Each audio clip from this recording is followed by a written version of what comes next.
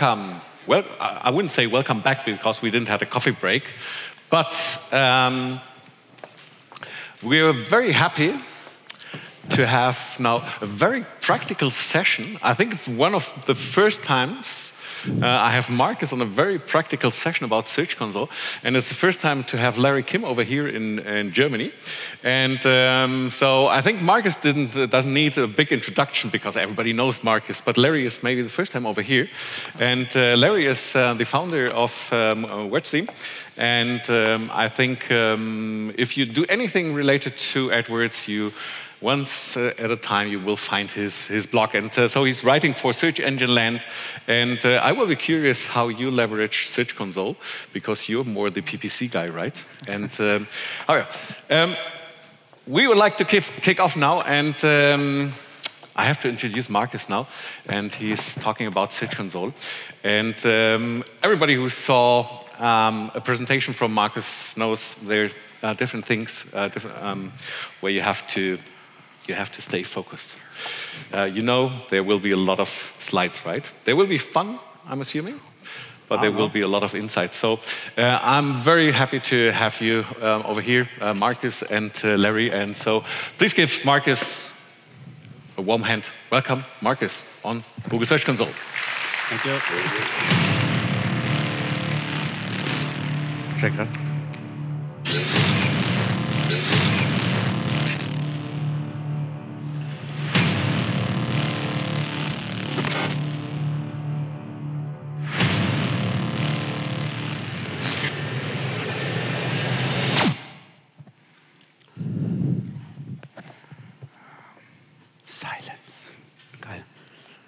Very silent. You can hear my heart beating. Always very exciting to speak in front of so many people. Yeah, focus is good because, as he said, I have 180 slides and I just have 18 minutes. So you know what's coming. Prepared to be slide stormed. Let's get going. Hi, I'm Marcus. On Twitter, I'm Media Adonis.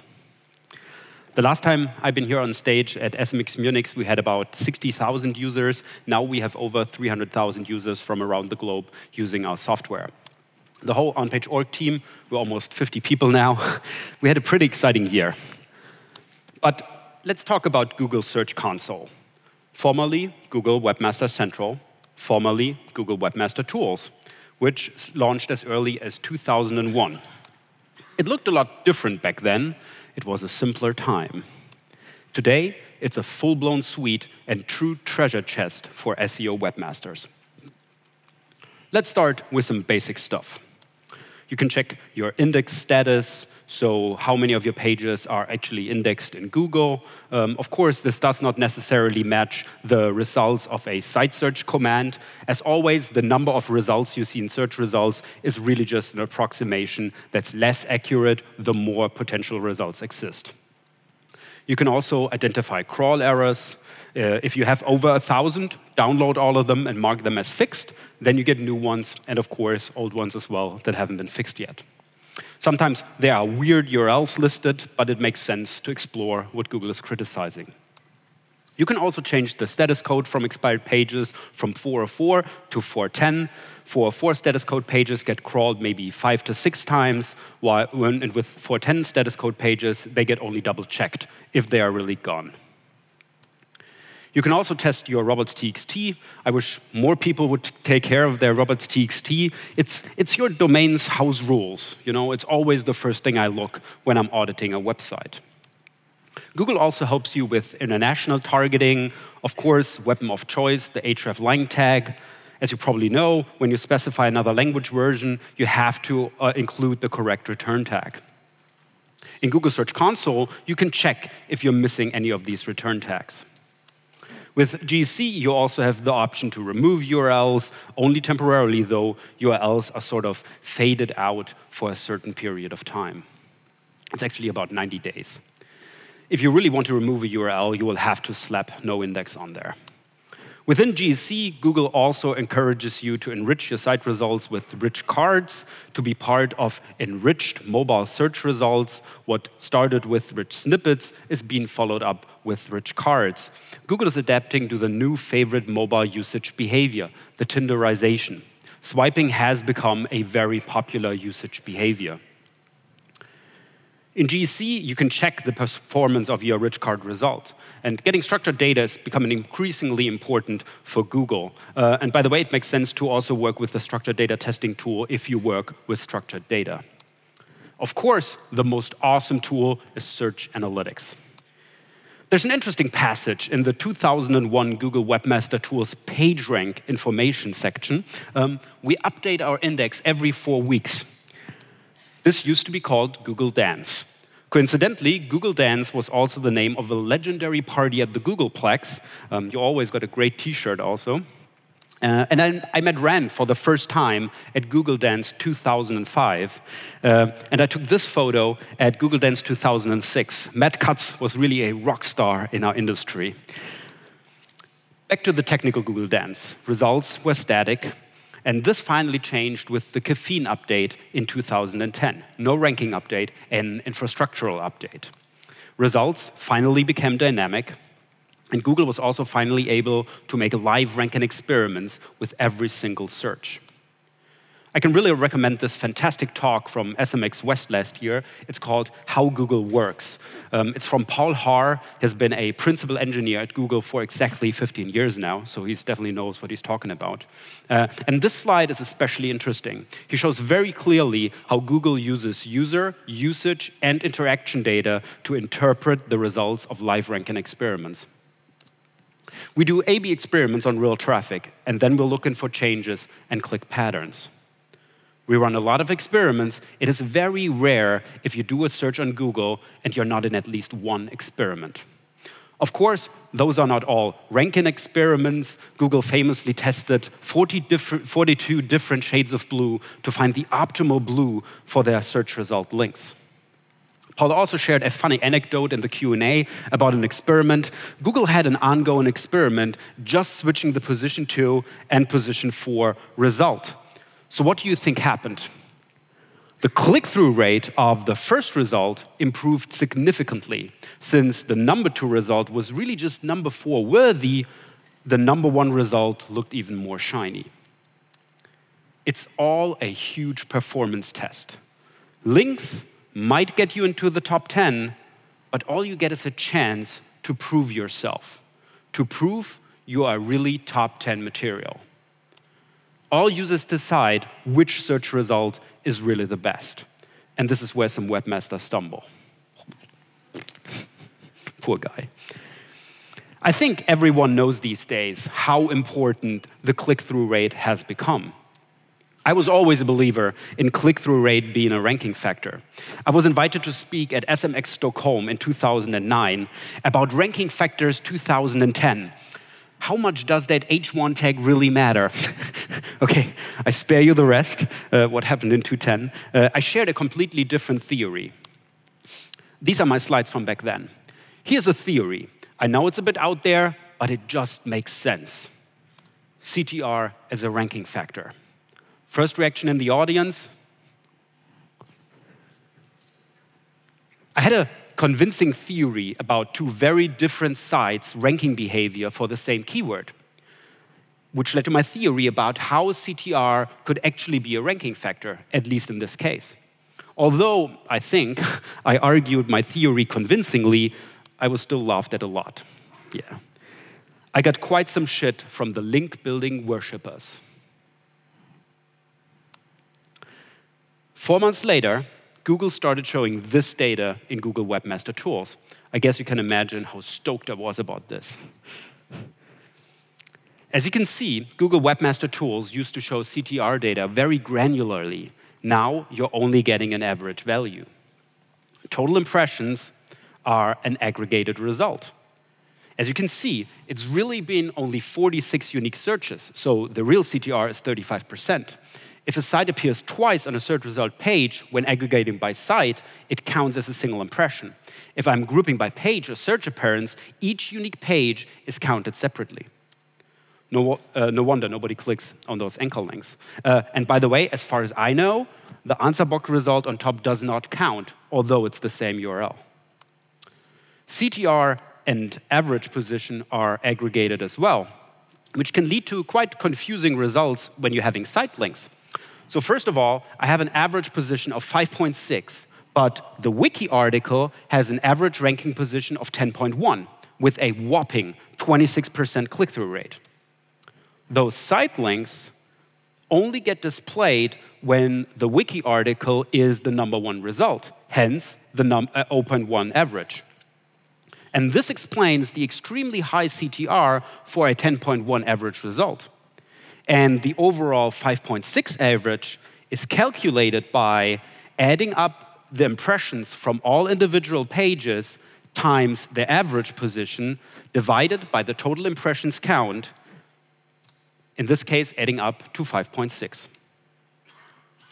Don't worry about data discrepancies you might see, especially when you compare Google's two most important tools, Search Console and Google Analytics. Here's an example, a pretty extreme peak. The term is clickbaiting. And with peaks like this, it's easy to do tests regarding the validity of the data. By the way, it's resonating exactly with Google Trends. And according to Google Analytics, it's been more than 3 times the amount of users. To protect user privacy, Search Analytics might not show all data.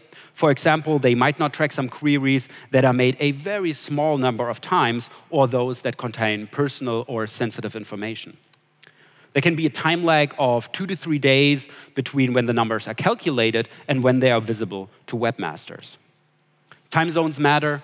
Search Analytics tracks daily data according to Pacific Daylight Time, and if another system uses a different time zone, those views may not match exactly. Google Analytics shows time in the webmaster's local time zone. Sometimes it's also the other way around. Some tools, such as Google Analytics, track traffic only from users who have enabled JavaScript in their browser. I would like to show you a couple more patterns I see quite frequently when working with the Search Console. Let's start with multiple pages being displayed for the same keyword. Generally, you want only one page ranking for a keyword, ideally the best page. Stuff like this looks like trouble at first, but in this case, most of these pages are site links. So, of course, the home page is getting the most clicks. In our case, the pricing page is the second most clicked, even before a free version. A little weird, right? And every individual page gets tested for performance with a certain share of search queries. Talking about data discrepancies, I seem to be the only user who's getting presented our affiliate program. That can't be right.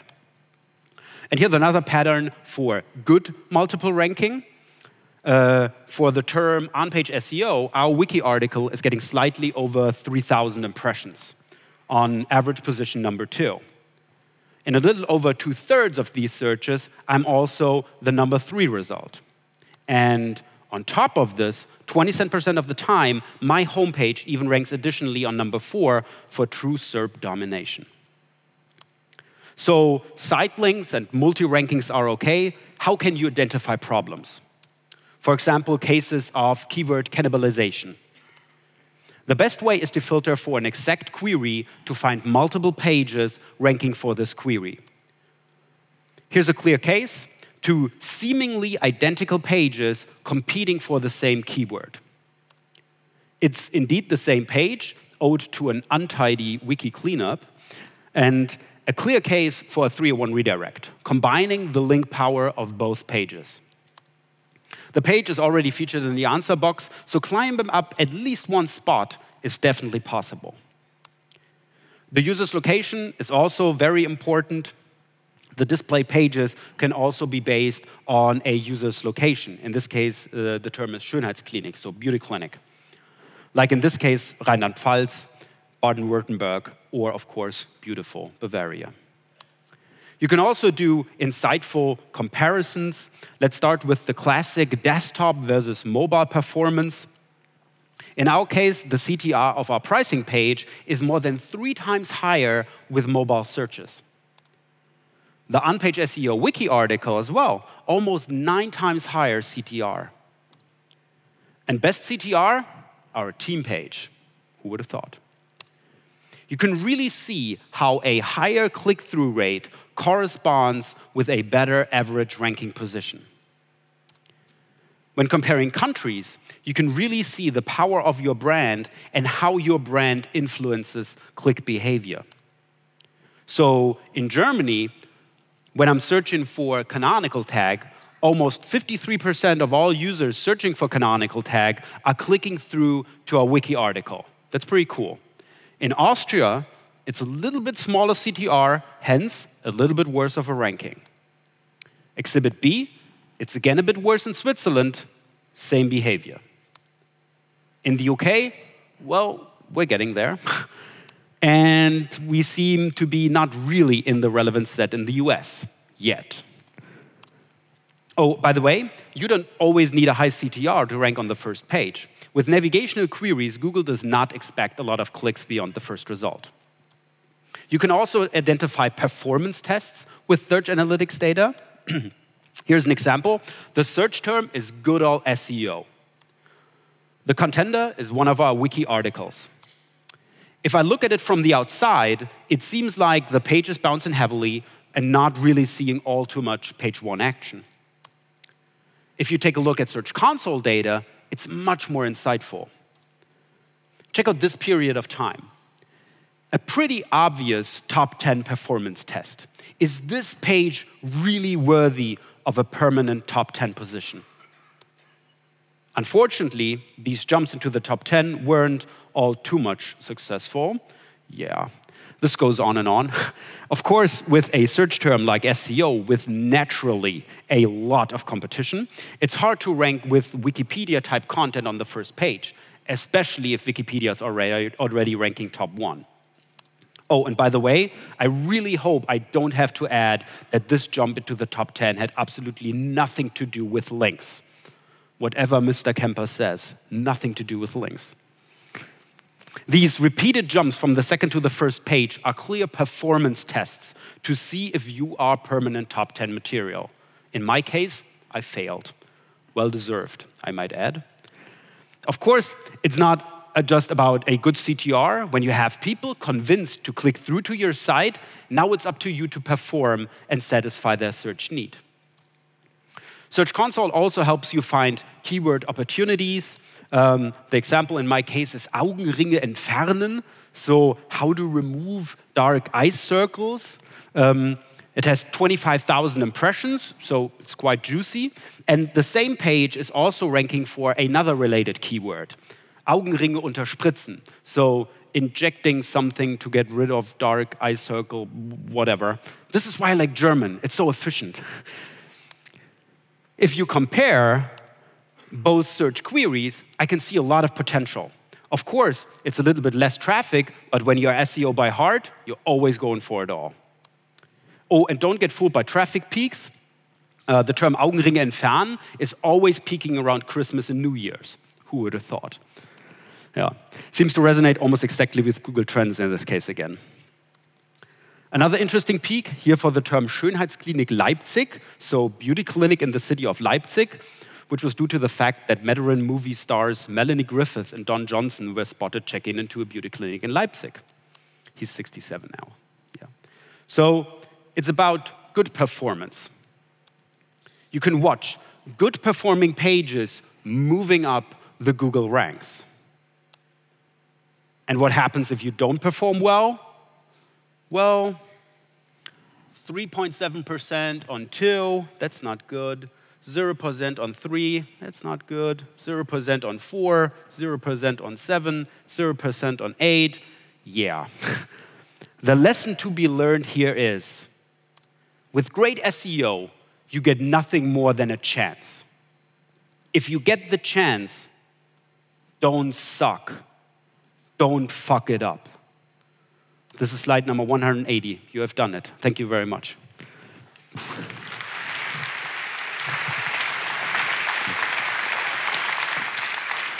Oh, and there's one more thing. If you like working with Google Search Analytics data, you might enjoy our new on-page org dashboard, which we're rolling out this week, actually right after SMX.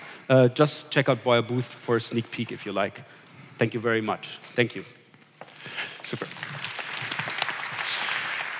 So, thanks very much, Marcus. Very impressive. I would love to have maybe not 80 minutes, but some more time to look in my Search Console and look on all these data.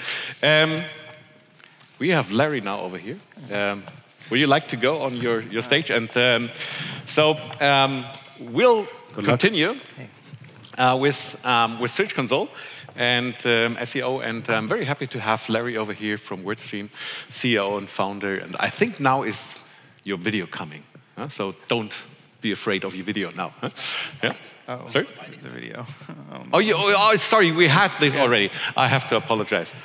Larry, just start without video. So please give him a warm welcome.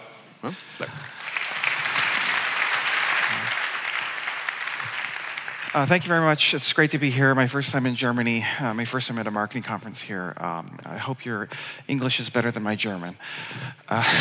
Today we're mostly talking about donkeys and unicorns, and if we have time, we'll be talking a little bit about SEO as well. This is a joke, guys. We can all right. So you know the story. Google's turning all their algorithms into AI-based machine learning systems. And my crazy theory is just that Google is using user engagement signals like click-through rates, like dwell time, and other important user engagement rates to help with the organic search rankings.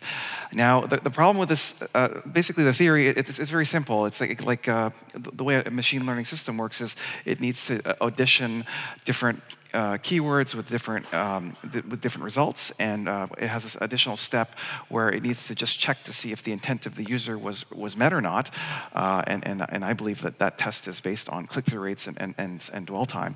But basically based on that test, if the user's search result was satisfactory, I think the algorithm says, great, next time I see a query like this, I'm going to show something like this in the future. If it fails the test, it's probably less likely to show that result for future searches like that. Now, the problem with this theory is, of course, Google, they've gone on the record saying they don't use these user engagement metrics as a direct ranking factor. Now, John's even here. They're really great people and everything. The problem with this approach is like sometimes when Google spokespeople say something, it's like a lot of SEOs, they just think it's like SEO Jesus has spoken, it's the end of story. And the problem here is it's like, Google is it's a really big organization. It's possible that there could be possibility for some errors. They're nice people, but I've disagreed with a lot of things that they've said in the last couple of years, like the 301, 302 are basically the same thing, or that the mobile get-in was going to be bigger than Panda and Penguin combined, or that these authorship photos were going to go away, but that's going to have no impact on your click-through rates. So my point is, look, I don't know, what they're allowed to say and what they're not allowed to say.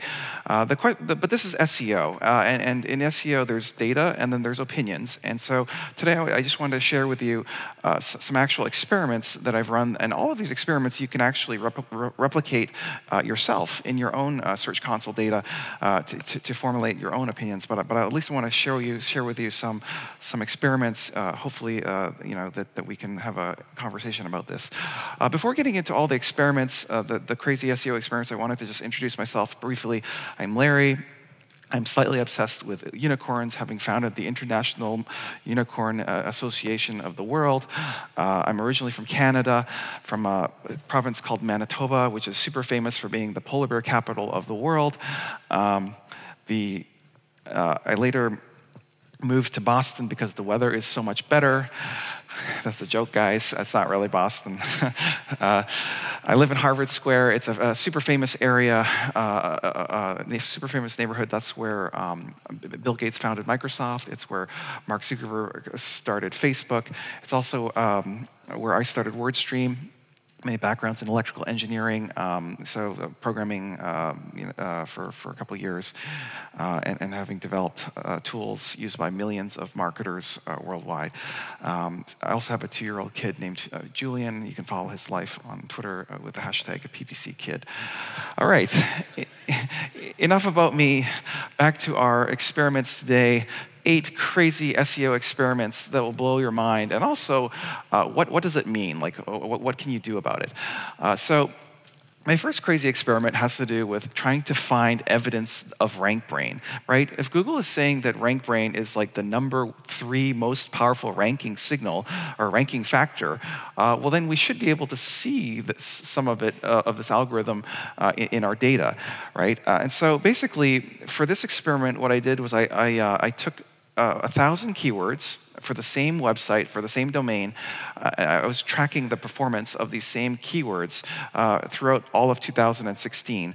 So plotting sort of the average position and the click-through rate for those associated positions. And so basically what you can see here is that in May, there was a certain click-through rate for the different keywords, but then when you go to June, there was a bending of this curve, and then when you get to September, the slope of this line gets steeper and steeper, and this is exactly what you would expect to see in a machine learning system that was based on click-through rates, that was substituting higher click-through rate listings for higher positions, and because the search result page is zero-sum gain, naturally those clicks have to come from somewhere, so that's coming at the expense of the listings that were lower in the page.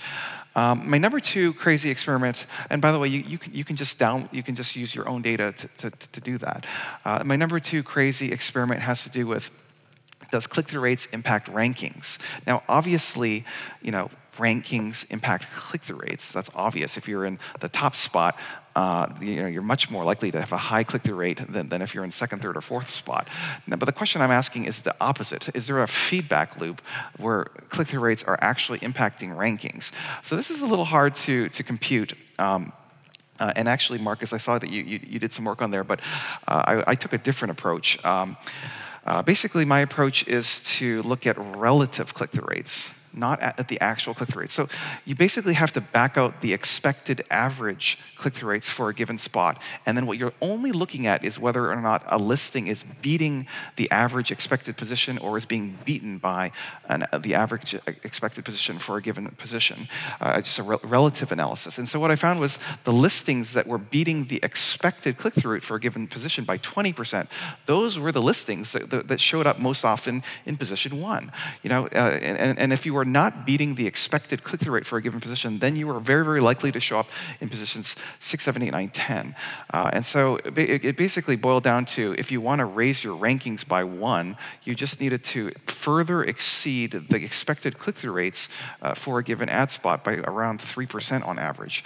My number 3 crazy experiment, what happens if you make a headline more clicky, right? Because if it's all about click-through rates, we should be able to do something here. And so this is a pretty simple example you can do yourself. I took a listing, guerrilla marketing, 20 examples and strategies to stand out. I tried not to muck around with the keywords and the primary keywords because that can impact ranking. So I kept most of the words the same. So I kept the 20 guerrilla marketing examples, but I just added the word jaw-dropping. And so what happened was it dramatically increased both the click-through rate and the ranking. So it's unclear exactly what's causing what, but I thought that was really interesting. And when I zoomed into this page over the course of the experiment, what I found was that it actually generated a 112% increase in traffic to that page over just a short period of 5 months. So going from about 3,500 clicks organically to around 7,000 clicks over a very short period of time. And basically, my thinking here is that click-through rate boosts are super valuable because they're super leveraged.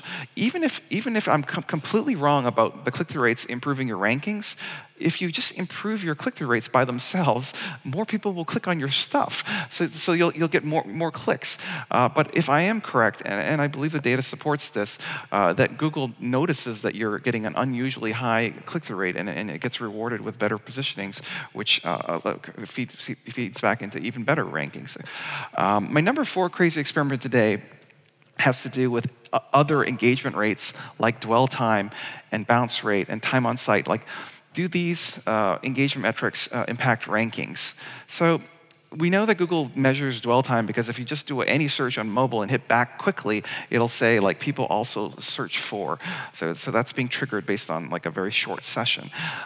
So what I did here was just looking at bounce rate versus organic position, and certainly there was a relationship. Like the stuff that had high bounce rates tended to go in lower positions, and the stuff that had decent bounce rates tended to be in positions 1, 2, 3, 4. Now you could argue that obviously, there's going to be some natural relationship between bounce rate and rankings. But what's so interesting about this graph is the discontinuity. Like, there's a big kink in the graph, and that to me suggests that there's something algorithmic happening as opposed to just a natural relationship. When I look at the same numbers for time on site, again, it's like you have a good session duration that's like a long dwell time. You're very likely to show up in positions 1, 2, 3, 4, 5, 6. From there on, the lower the session time, the less likely you are to be on the first page. Again, you see that discontinuity. What's interesting about this relationship is it feels like it's a pass-fail, right? As long as your sessions are good enough, you're eligible for positions 1, 2, 3, 4, 5, 6. It's not like making it even better session duration will help you once you've improved to a certain point. My number 5 crazy experiment today has to do with dwell time. Is this becoming an increasingly important factor in SEO or not? And so to do this, you have to travel back in time. So what I'm doing here is I'm looking at SEO rankings for a website throughout the year 2015. I believe this was before all this machine learning stuff came into mass production. And so this is just a time on site report using a comparison report in Google Analytics. I'm looking at the top 32 web pages for this website driving the most organic traffic to this page. Now you can see that 2/3 of the listings had above average session durations. Those green bars are saying like it's 50% more or 60% longer than average session duration. But those red bars, those are the donkeys. Those are actually pages that I created that had no business ranking for those keywords. I was just creating them for the purpose of just stealing traffic.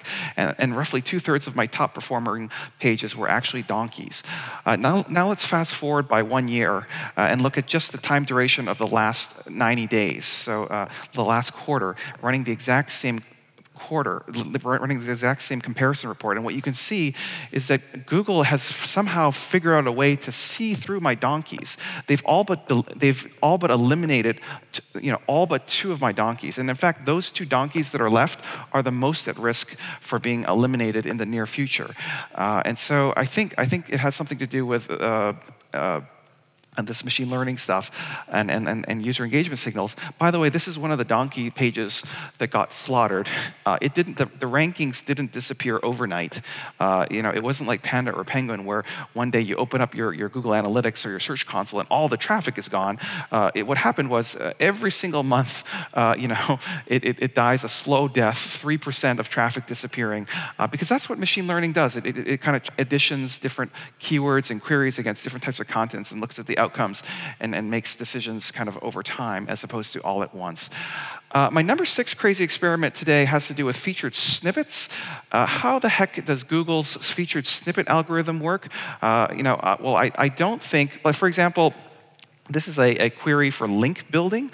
For some reason, the WordStream website has the snippet for link building, even though there's really great other things ranking from Search Engine Watch and Moz. We're actually in the number 4 position, right? So why does it pick from number 4 position instead of 1, 2, and 3? So my first point is just to say there's some other algorithm going on here, because if it was just the regular search algorithm, then it would probably pick, the first listing or the second listing. Do you see what I'm saying? So WordStream actually ranks for over 1,500 snippets. And so what I was able to do was I was trying to figure out where are these snippets being pulled from? Are they being pulled from the first result, or are they being pulled from the 10th result? And basically what I found was that 2/3 of the time that they were being pulled from the first 3 spots. The snippets were being pulled from the rankings 1, 2, and 3. But 30% of the time, the snippets were coming from positions 4, 5, 6, 7, 8, 9, 10, all the way to position 71. What the heck? Why is it going all the way down to page 70, to position 71 to pull a snippet? And so, a lot of people say, well, it's about having the right content in the snippable format. That's got to help, but that can't be the entire story, because what happens if 2 websites both have the same snippable content? Google still needs to have a way to figure out which ones to choose. So I think that plays a role, but I don't think that's the whole story. And so to crack this algorithm, what I do is I look at the outliers.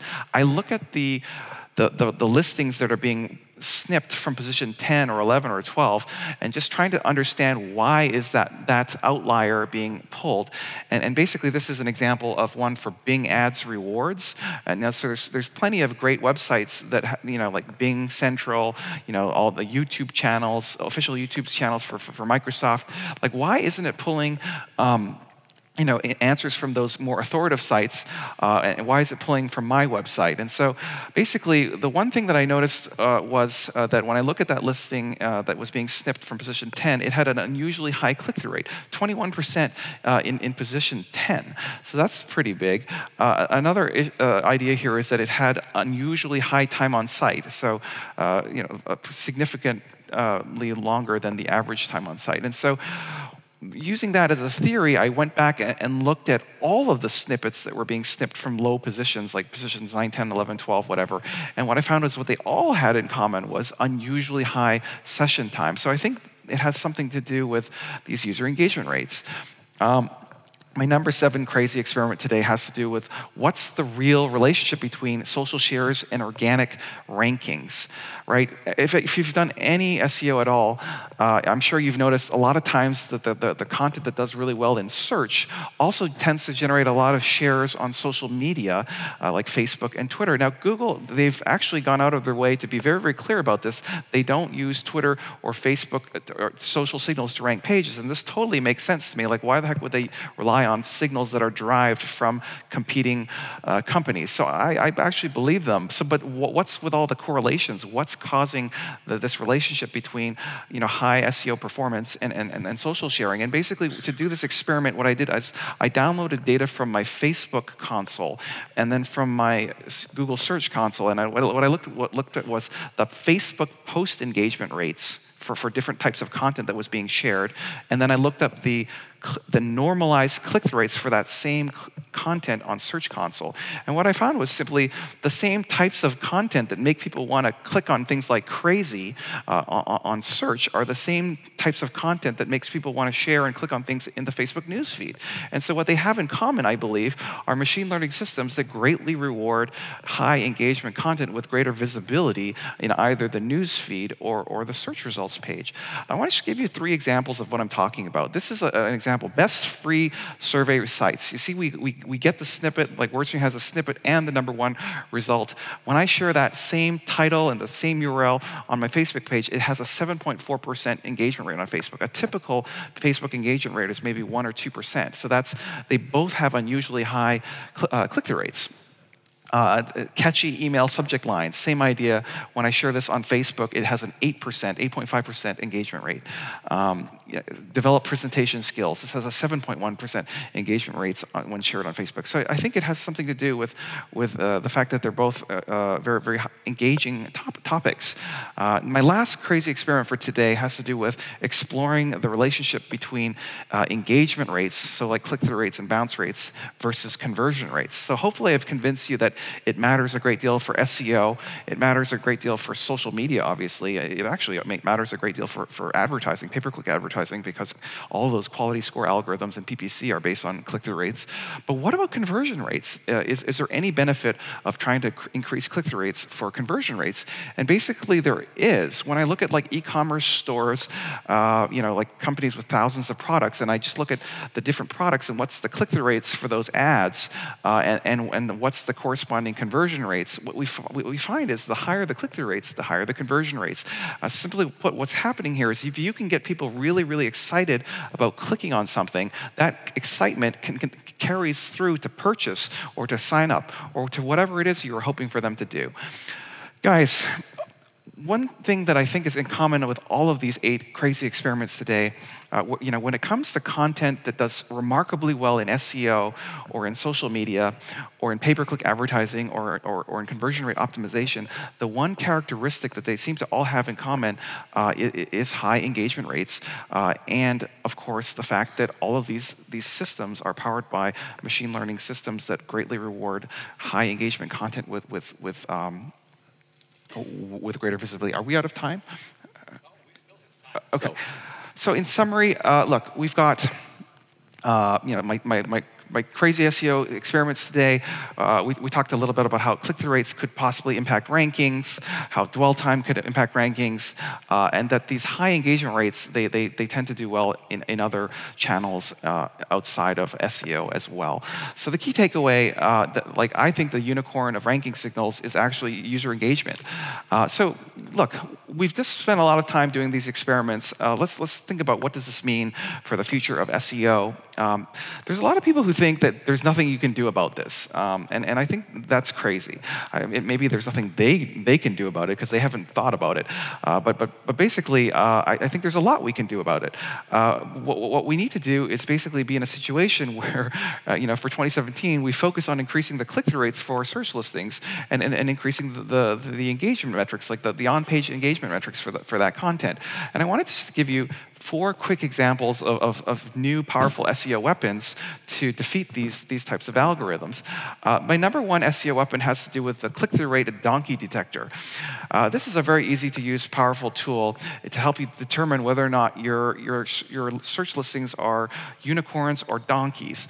And so the question becomes, what's my organic click-through rate? And so it's a little challenging to get this data. You have to go to Google Search Console and download this data. But the harder part is actually trying to discern whether or not those click-through rates for those keywords are any good or not. I don't know, is 3% click-through rate in position 3, is that above average or is that below average? What we need is context. And basically, what I'm suggesting is that you ignore the click-through rate studies like this, because the reason why I would ignore that is because the click-through rates are highly dependent on the vertical. So if you're in shopping, an average click-through rate is going to be very, very different than a different vertical that doesn't have that many ads. So what I'm suggesting that you do is you download the data from your Search Console data and put it into Excel, and then plot an exponential trend line. As you can see there, that red line is the average expected click-through rate for your niche. The stuff that's way, way, way above the red line, those are your unicorns. The stuff that's way, way below the red line, those are your donkeys that are most vulnerable. You know what the difference between donkeys and unicorns are, guys? It's a big deal. That black line in the middle is the average expected click-through rates. The donkeys, that's your bottom 10% of your search listings. Those tend to do 3 times worse than average. The top 10% of your search listings, those are your unicorns, those tend to do 2 times better than the average. And so if you can turn a donkey into a unicorn, you can actually increase the click-through rates by 6 times. That's a lot more traffic to your site.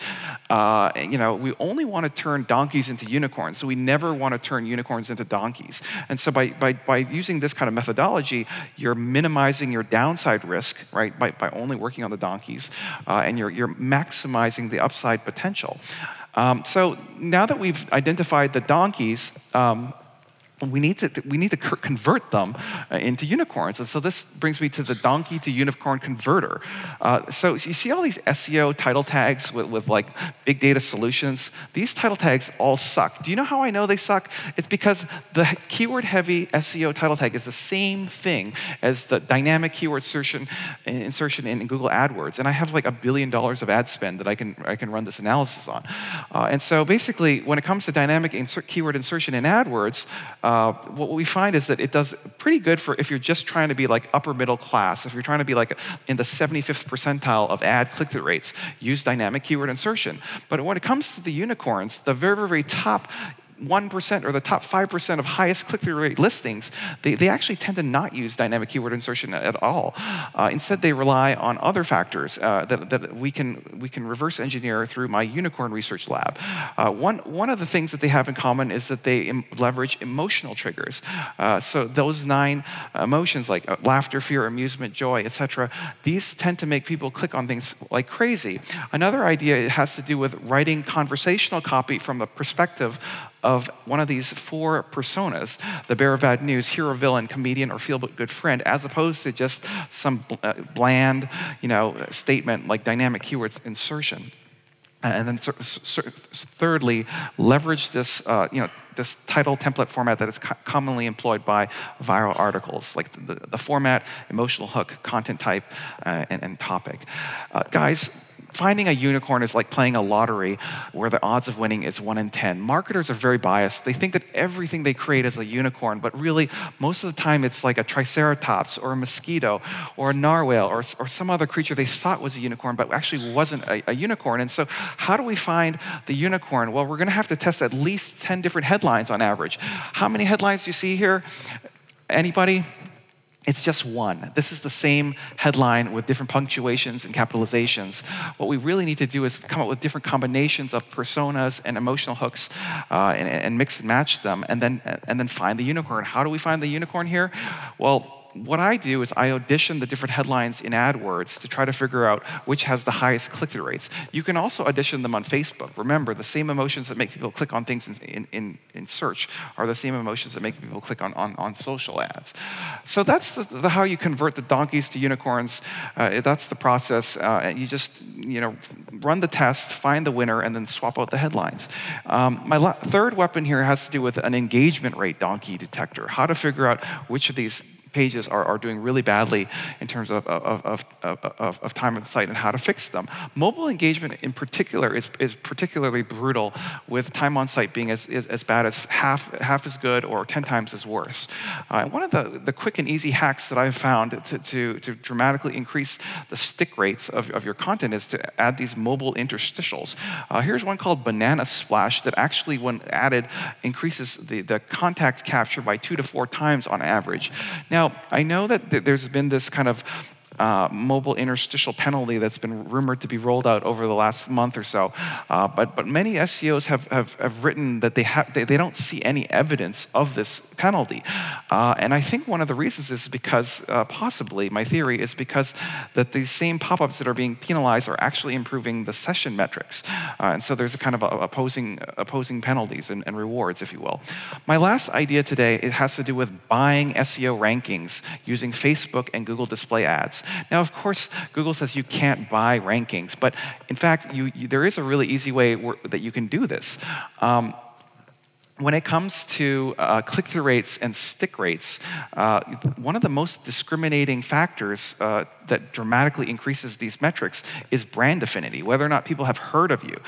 Take a look at this chart. What I'm looking at is repeat visitors versus new visitors. Repeat visitors have higher brand affinity than new visitors because they've heard of you before, they've visited you before. And when I look at the click-through rates for ads on AdWords from repeat visitors, they're 2 to 3 times higher than people who have never heard of you before. Similarly, the conversion rates are 2 to 3 times higher if people have heard of you before. That's because people don't just randomly click and buy stuff on search. They tend to favor, consciously or unconsciously, the brands that they've heard of and bought from before. And so the idea here is to get in front of the searchers, get your brand in front of the searchers before they actually search for your stuff, rather than waiting till the last minute. Hit them up on Facebook ads. Target a demographic corresponding to your target buyer.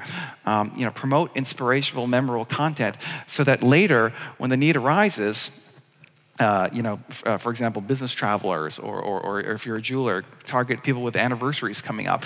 Later, this is one that I love in Google Display Network. It's custom affinity audience targeting. I can target people who visited certain URLs.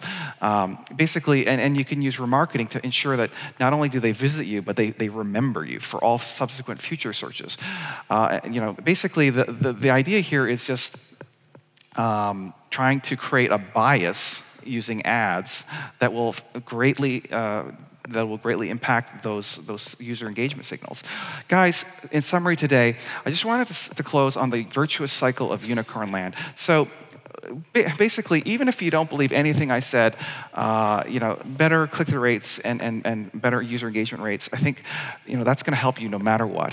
But I think what happens is that Google seems to be recognizing these like when you score excellently in those metrics, and there's like this virtuous cycle where you get rewarded and causing even more benefit. The opposite of the virtuous cycle is the donkey death spiral, where the garbage just keeps getting worse and worse and worse. Guys, this is how marketing really works. It's not about just mucking around with SEO tags and stuff like this.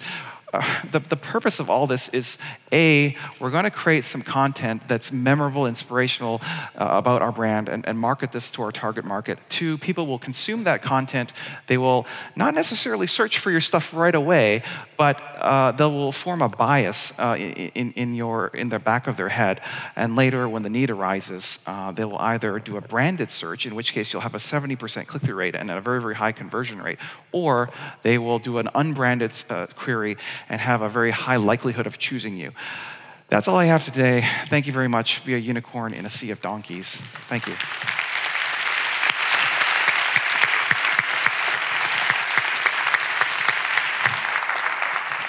Super. Thanks very much, Larry. Thanks very much, Marcus. Any questions? We have Slido, right? So I'm expecting all your questions now over here. If not, we have a microphone as well. But first, I have a look. Yes, I think we need a microphone over here in the 3rd row. Maybe I can shout. Can I shout? Well, you can shout, but it's on the way. Huh? So just 5 more seconds. Here, on the left. Hi, Larry. B2C tends to dominate these things, I guess, because it's where much of the smart money is. It's a lot of where the data is. We're all consumers. Can you share any of your thoughts on the differences maybe to consider between B2C and B2B?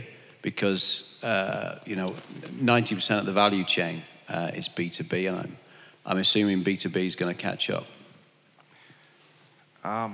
I segmented the data by over a dozen industries. I only showed 3 of them, but the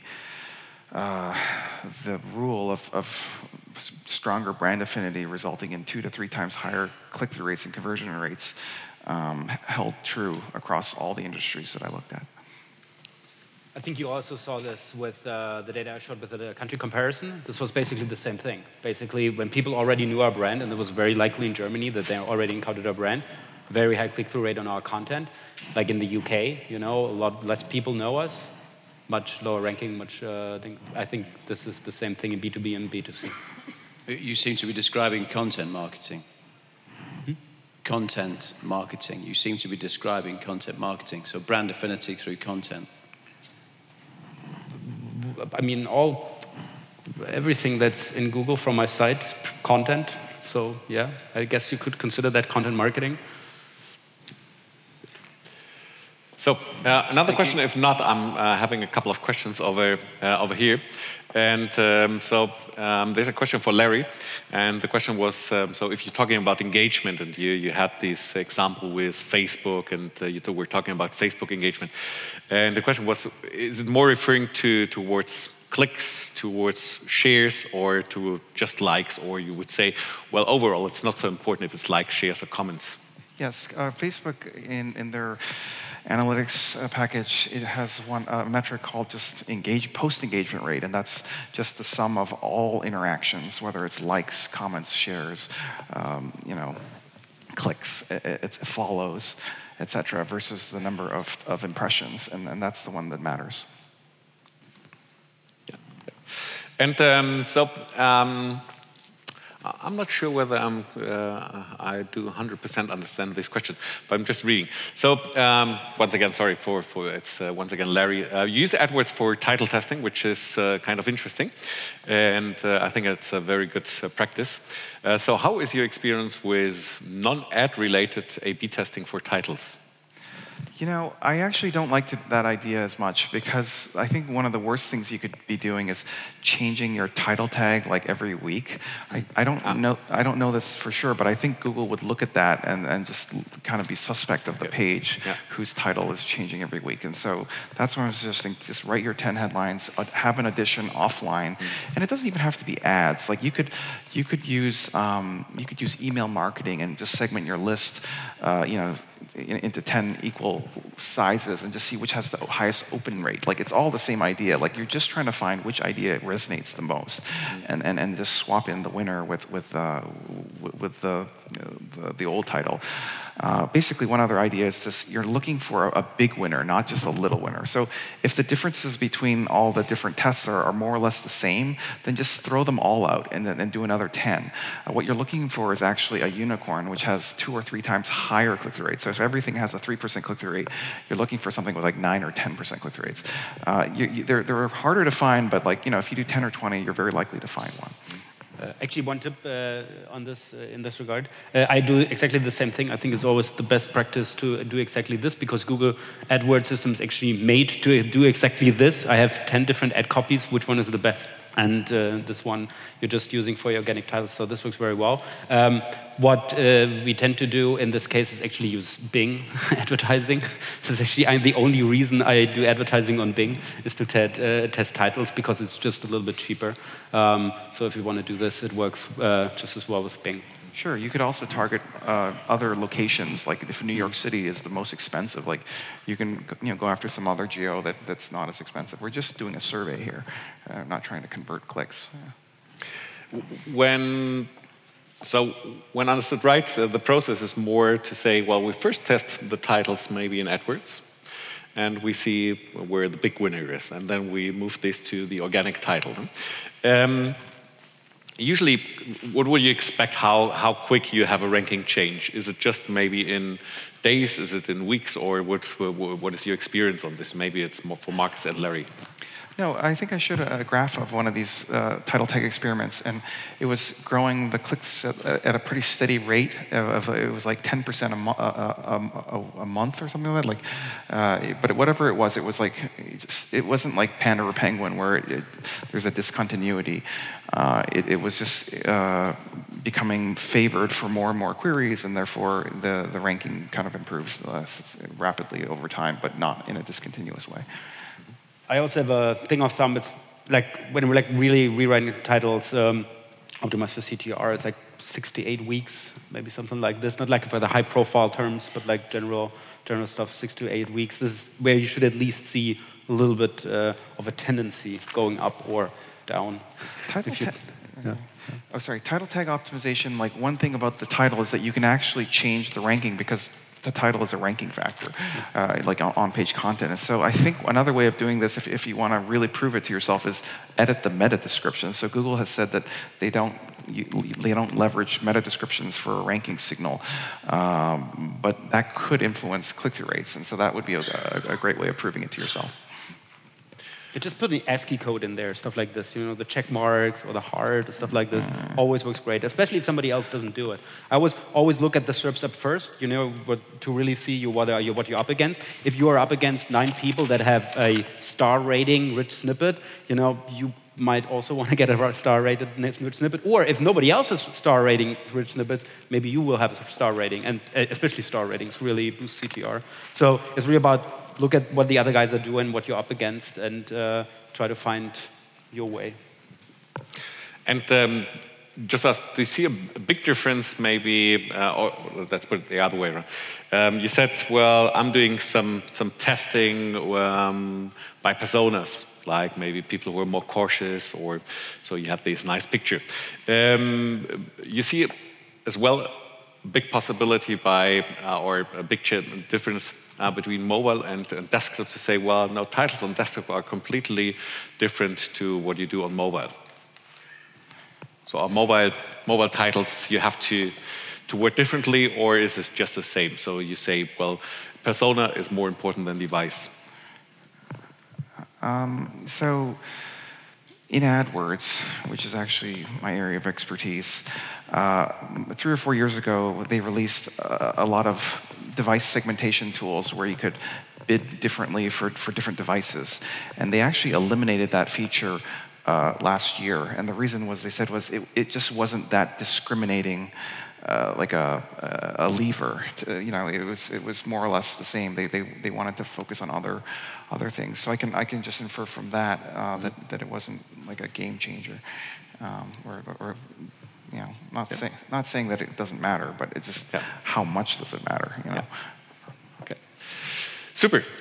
So we have nearly 3:45, and this was one of these sessions where I know it was 1 hour presentation and maybe 3 to 4 days at least work. I would love to go back now to my Search Console and do some testing in AdWords and to change all these things. This was just my impression, and I hope you have the same impression. Then I wanted just to thank once again Larry and Marcus. Thanks. Thank you.